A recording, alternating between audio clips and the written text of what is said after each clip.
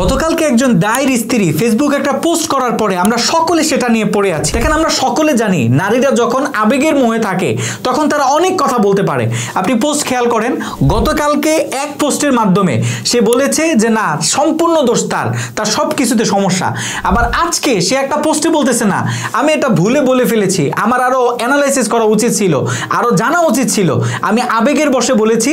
আসলে তার চিন্তা পবিত্র, তার চরিত্র পবিত্র, সবকিছুই পবিত্র, কিন্তু আমি এটা ভুলে বলে ফেলেছি। আচ্ছা, একটা বিষয় সহজভাবে খেয়াল করে নিতে হয় যে ইসলামে একজন নারীর সাক্ষী এটা কতটুকু গ্রহণযোগ্যতা পায়। একটা পুরুষের সাক্ষীর চেয়েও কি এটার গ্রহণযোগ্যতা বেশি? কারোর পারিবারিক কোনো বিষয় নিয়ে বলা, চিন্তা করা, কথা বলা, এটা কি আদৌ আমাদের নৈতিকতার ভিতরে পড়ে? আমরা কি কোরআনের এই আয়াতটা শুনি নাই? আল্লাহ পাক কি আমাদেরকে সতর্ক করে নাই? আল্লাহ পাক পবিত্র কোরআনুল কারীমে স্পষ্ট বলেছে, ইয়া আইয়ুহাল্লাযীনা আমানু ইজতানিবু কাসীরাম মিনায-যন। এই আয়াতের ভিতরে, পুরো আয়াতের ভিতরে আল্লাহ পাক কি বলেছে? খবরদার তোমরা অনুমান করে কোনো কথা বলবে না। অনুমান কখনো সত্যের বিপরীত, মানে পরিপক্ক হতে পারে না। অনুমান করে আপনি দূর থেকে একটা কথা বলবেন, আপনার আমলনামা একটা কবিরা গুনাহ হবে। আমি একটা কমেন্ট করব, আমার আমলনামা একটা কবিরা গুনাহ হবে। আরেকজন টাইমলাইনে আরেকটা ভিন্ন একটা লেখা অনুমান করে দিয়ে শেয়ার করবে, তার কবিরা গুনাহ হবে। দেখেন, একটা পুরুষের ফিতরাতই হচ্ছে সে নারীর ফিতনায় পড়বে। কিন্তু কোনো পুরুষ সে যদি অনিচ্ছাকৃতভাবে কোনো নারীর ফিতনায় পড়ে, তাহলে আল্লাহ পাক তার বিষয়টা গোপন রাখবে, আল্লাহ পাক তাকে ক্ষমা করে দিবে।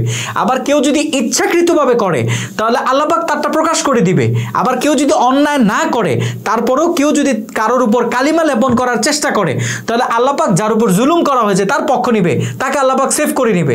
আবার যে তার উপর কালিমা লেপন করেছে তার বিচার অবশ্যই আল্লাহ পাক করবে। কিন্তু আপনি আর আমি কেন এটা নিয়ে কথা বলতেছি, কেন মাথা ঘামাইতেছি? একজন দায়ীর আল্লাহ, তিনি যদি কোনো ভুল করে আল্লাহ পাক তার বিচার করবে। তিনি যদি ভুল না করে সেটাও আল্লাহ পাক দেখবে। আপনি আর আমি এটা নিয়ে যেভাবে ঘান্ডাইতেছি, কথা বলতেছি, এটা আসলেই আমাদের কিন্তু ঠিক হচ্ছে না। দেখেন, এটা সোশ্যাল মিডিয়ার যুগ। এখানে প্রত্যেক দিন কোনো না কোনো বিষয় ট্রেন্ডে চলে আসবে। প্রত্যেক দিন কোনো না কোনো বিষয় নতুন করে ইস্যু হিসেবে আমাদের সামনে আসবে।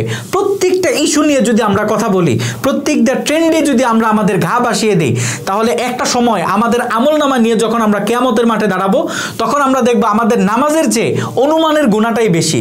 তখন আমরা দেখবো রোজার চেয়ে অনুমানের কবিরা গুণাটাই আমাদের আমলনামায় বেশি।